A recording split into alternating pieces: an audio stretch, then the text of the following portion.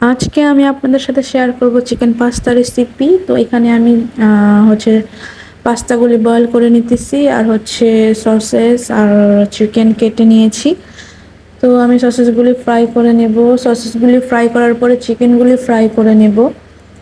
এরপর হচ্ছে এই একই তেলে আমি ডিমটাও ফ্রাই করে নেব।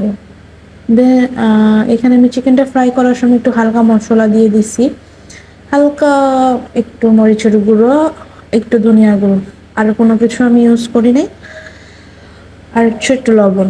চিকেনটা ফ্রাই করার পরে আমি ডিমটাও একই তেলে ভেজে নিতেছি, মানে ফ্রাই করে নিতেছি, ঝুড়া করে নিতেছি। দেন হচ্ছে আমি এখানে এই তেলেই আমি পেঁয়াজগুলি ভাজবো।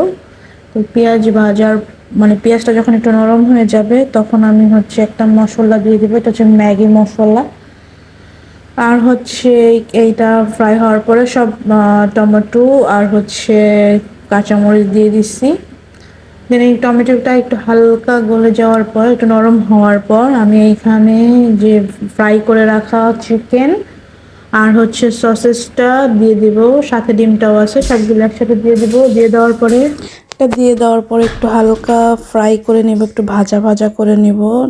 দেন হচ্ছে ভাজা ভাজা করার পরে এখানে হচ্ছে পাস্তা যেগুলি বয়েল করে রাখা হয়েছিল ওই পাস্তাগুলি এটার মধ্যে দিয়ে দেব। তো আমি ভালো করে ভেজে নিতেছি, ভাজার পরে হচ্ছে পাস্তাগুলি দিব, যেহেতু কারণ হচ্ছে তাহলেই টেস্টটা পাওয়া যাবে। তারপর হচ্ছে আমি পাস্তাগুলি দিয়ে এটার উপর দিয়ে হালকা একটু কাচাপ, যেটাকে আমরা বলি কাচাপ, দিয়ে নাড়াচাড়া করছি। দেন হচ্ছে কাচাপের পর হচ্ছে ধনিয়া পাতাটা দিয়ে দিছি। আমার পাস্তা রেডি। আপনারা অবশ্যই বাসায় এইভাবে ট্রাই করবেন, ভালো লাগবে। আর কাটটা কেমন হয়েছে এই রেসিপিটা ট্রাই করার পরে অবশ্যই কমেন্ট বক্সে এসে কমেন্ট করে জানাবেন। আমার পাস্তাটা অবশ্যই রেডি হয়ে গেছে। আর যখন রেডি হয়ে গেছিলো তখন এটার এরকম কালার আসছে। সো অবশ্যই জানাবেন কেমন হলো। Thank you.